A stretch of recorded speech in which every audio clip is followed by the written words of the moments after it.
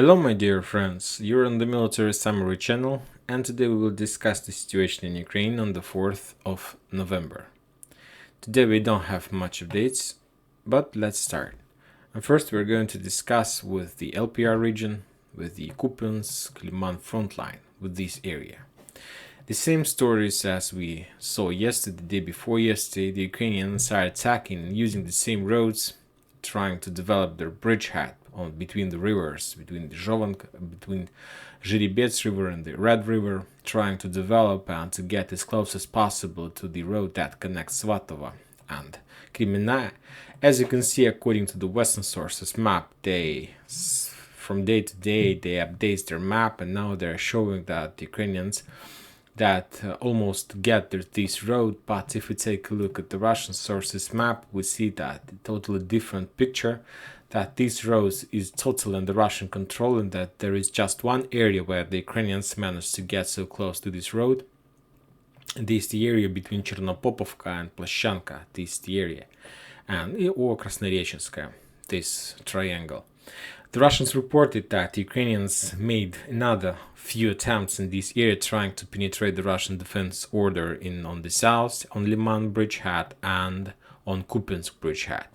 But and on the north and on the south, the Ukrainians were stopped, and they lost around 110 soldiers and something around 24 armored vehicles.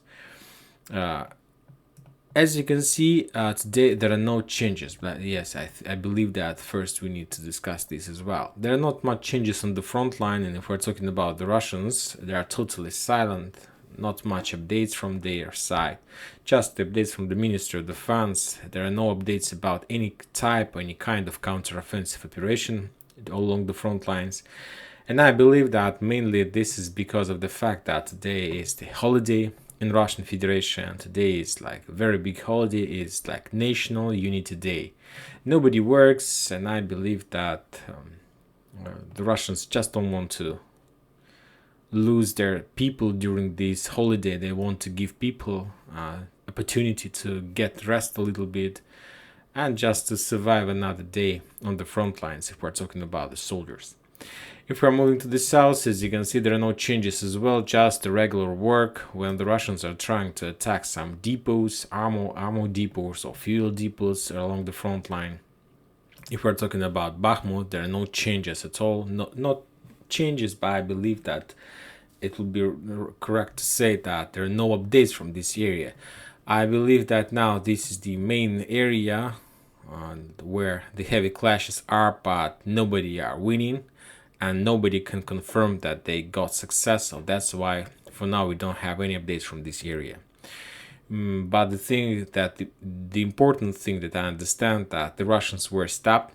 We discussed that Ukrainians moved their reinforcement in this area, and for now the Russians are no longer able to develop their offensive operation.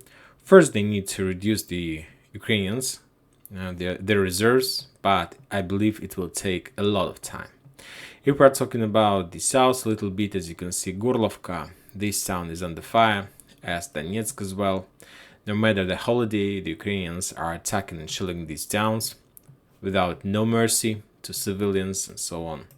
If we're talking about Pesky area, there are no changes in this area. Just a few updates, a few videos, maybe from some archives when the Russians were attacking some checkpoints, some artillery systems in this area, some headquarters, some artillery like Gyatsynt artillery systems, but no updates at all. So the front line is silent or stable, or at least we don't receive updates because of very heavy clashes in this area.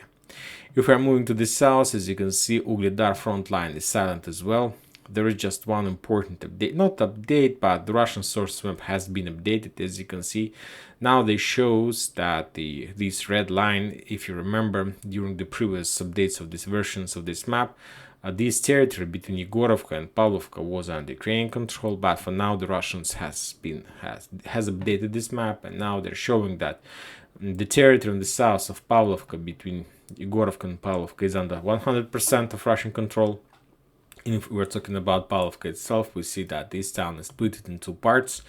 According to the Russian sources, that the south one is in the gray zone, and mainly the south part is controlled by the Russians, but it doesn't mean that the Russians will stay there. I'm not saying that the Russians will be defeated or moved back, but we discussed that it's not like unnecessary, but it's like waste of manpower and human resource to hold the south of Pavlovka without taking control over Vuhledar or developing offensive operation in this direction. If the Russians are planning to stop, maybe they will leave this town because they will have higher losses in this town, in this Pavlovka, in the south district. If they will try to control, they will have less losses if they will move back and will attack the Ukrainian using like rockets, artillery systems, and so on. For them, it's much better solution if they're not planning to develop their offensive operation in the direction of Vuhledar.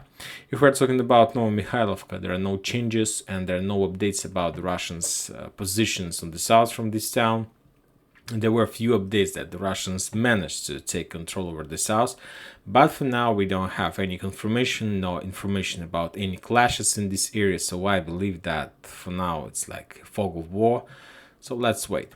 If we are talking about Orekhov Gulay Polye, there are no changes at all in this area, and so the Russians Ministry of Defense haven't provided even a report about this front line about south of Donetsk or Gulay Polye, so there are no numbers at all, just regular clashes along the front line, artillery duels, and there are not a very big number of these actions on this front line. If we are talking about Kherson district, the same picture, but with one important difference. I believe that was one of maybe the first or the second day during the previous months when the Ukrainians didn't make any attempt of counter-offensive operation in this area. The Russians reported that during the previous months the Ukrainians lost a lot of soldiers during the previous attempts of counter-offensive operation, and I believe that they decided to change their tactic, and now the Ukrainians are not going to attack. They understood that it's highly unlikely that they will be able to penetrate this defense order, or maybe today is the silence before the storm. But anyway, the Russians reported that as a result of previous 24 hours attacks, they attacked this area, the north area, these fields and towns in these fields where the Ukrainians can be seen very easily. They attacked these towns, these small checkpoints, trenches, and the Ukraine lost around 95 soldiers and something around 20 armored vehicles. And that's it, no more changes in this area, just another few updates about losses that the Russians shut down some kind of missiles, the HIMARS missiles that Ukrainians were attacking Kherson. The same picture on the north, some updates and video, maybe the old ones that the Russians destroyed, some artillery systems, some ammo depot, and so on. Two important updates are coming not from the front lines, but from the towns. The Russians reported that during the previous 24 hours they attacked the town by the name of Pavlograd. And if we're talking about this town, there was a plant, industrial plant that Ukrainians were using to produce the engines for the missiles. And the Russians attacked Kharkiv. There were another industrial zone where the Ukrainians were producing the missiles itself. So the Russians attacked this area, and they reported that they managed to destroy those plants. So for now, it's impossible to confirm this information or not. But anyway, I believe they know what they're saying. Now, the interesting update we received from the north, from border of Belarus. Today there was a report that the Belarus forces on the border managed to shut down a small drone that were sent from the territory of Ukraine. It wasn't a kind of attack, it was just maybe recon combat, maybe they just missed the border and didn't understood that they have crossed the border, and the Belarus forces managed to shut down the drone. They took control over this drone using some kind of modern weapon or something like this. If we're talking about the president of Russian Federation, Putin, today he gave because of the big holiday, he gave some speech, and he reported and he ordered to complete the evacuation process from Kherson. If you remember, we got a lot of updates from this town. A few weeks ago, we got update that the Russians started some kind of evacuation, and according to that plan, every single person from Kherson should be evacuated from this bank of the river. Later, we got update that the Russians completed the evacuation process. Now, just those who wants to leave this bank of the river can evacuate, and they will receive some kind of free apartments in the entire in any single town of Russian Federation. And but today, Vladimir Putin reported and required to complete the evacuation process because of upcoming clashes in this town. So I believe that evacuation process is going to start one more time in this area. So for now, Kherson is some kind of town fog of war. Nobody understands what is going to be next. Whether the Russians are planning to start counteroffensive operation or the Ukrainians.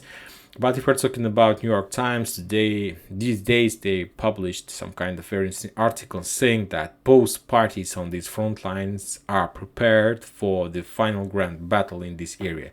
The question is who is going to start.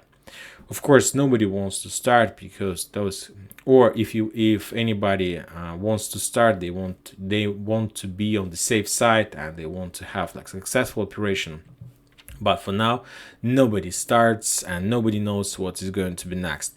If we're talking about the global scope, today the president of Russian Federation, reported about the mobilization process, and that around, according to his number, around 50,000 soldiers were deployed from mobilization reserves were deployed on the territory of Ukraine.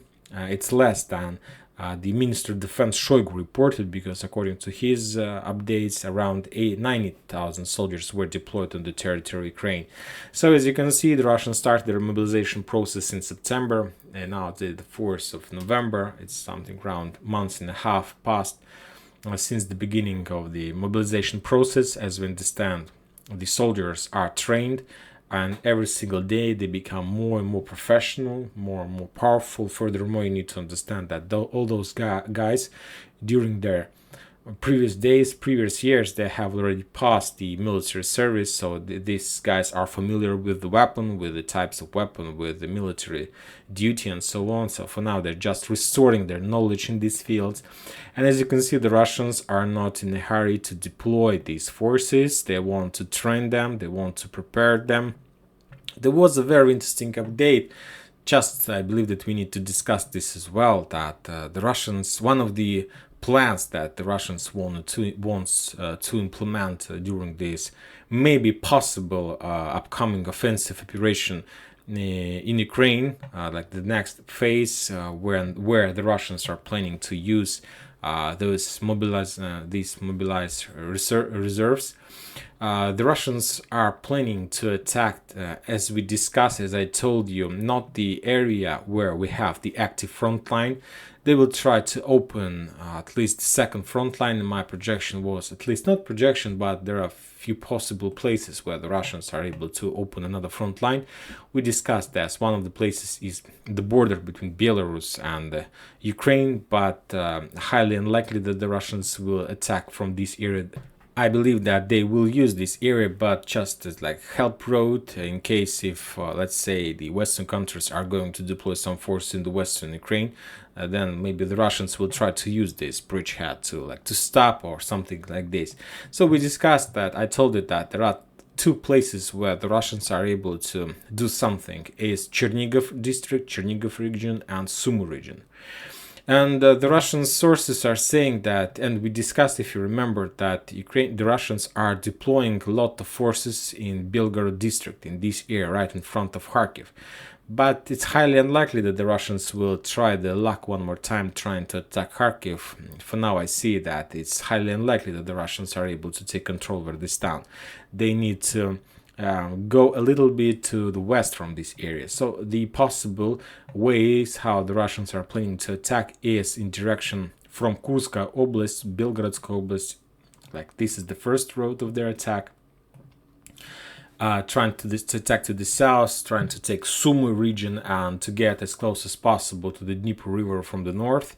And another way of attack is from Zaporozhye area in the same direction. So something like this.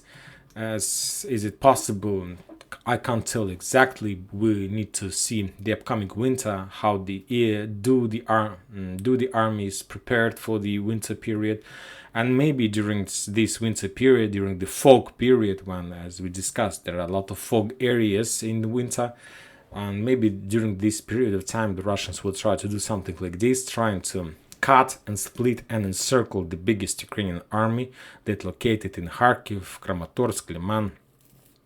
For these purposes, they're planning to use around 300,000 soldiers. With this attack, they will be able at least to block Zaporozhye and to block the supply and support road. They will be able to block Dnieper, because we understand that it's highly unlikely that the Russians are able to storm Zaporozhye and Dnipro from one side. Maybe they will be able to take, let's say, the east parts of these towns, but using these attacks, they won't be able to take entire Zaporozhye or entire Dnieper. And then they will try to move to the north, and the focal point, the focal area, is that the Russians, where they will try to meet with two armies that moves from the north and from the south, is Poltava region. So this is the area where the Russians will try to meet two armies, that the one that moves from the north and the one that moves from the south, or maybe a little bit to the south. So this is the area where the Russians will try to meet and to encircle the Ukrainians that located in Kharkiv, let's say Donetsk area. And that's it for today. Military Summary channel reminds you can condemn any violence in Ukraine. Thank you for watching. Subscribe to my channel, put your likes, join my Patreon, and have a good day. Bye bye.